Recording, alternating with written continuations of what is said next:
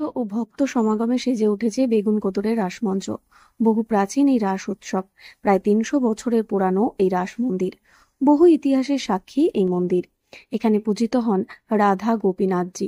প্রতি বছরই মহা ধুমধামের সঙ্গে পুরুলিয়ার কোটশিলার বেগুনকোদরে রাস উৎসব পালিত হয়। বহু দূর দূরান্ত থেকে ভক্তরা এই উৎসবে মিলিত হন।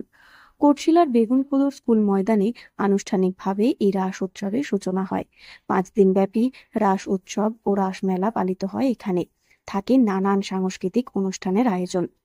কমিটির পক্ষ থেকে জানা গিয়েছে, বহু প্রাচীন এই উৎসব। ৫ দিন ধরে নানান উৎসবের আয়োজন হয়।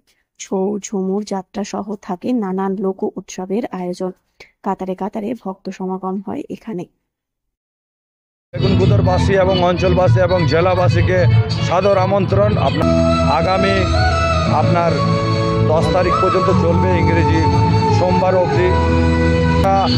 আমাদের রয়েছে সাংস্কৃতিক অনুষ্ঠান, তারপরে রয়েছে ছৌ নৃত্য প্রথম দিনে, তারপরে আমাদের যাত্রা অনুষ্ঠান, মিউজিক্যাল অর্কেস্ট্রার, পাই নৃত্য, বাউল এবং প্রতিদিনের সাংস্কৃতিক সন্ধ্যা নিয়ে আমরা এই মেলাটাকে খুব ভালোভাবে সাজিয়েছি।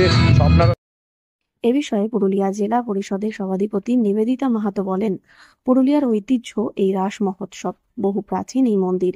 ইতিমধ্যেই রাজ্য সরকারের পক্ষ থেকে এই মন্দির সংস্কারের উদ্যোগ নেওয়া হয়েছে। তার জন্য আমরা খুবই আনন্দিত। এতে এই উৎসবের আনন্দ আরো কয়েক গুণ বেড়ে গিয়েছে।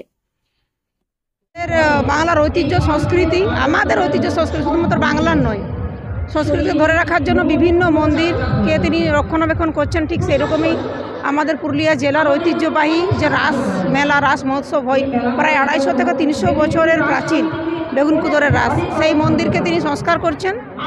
তার ডিপার্টমেন্টে আমরা ধন্যবাদ জানাবো পুরুলিয়াবাসীর পক্ষ থেকে।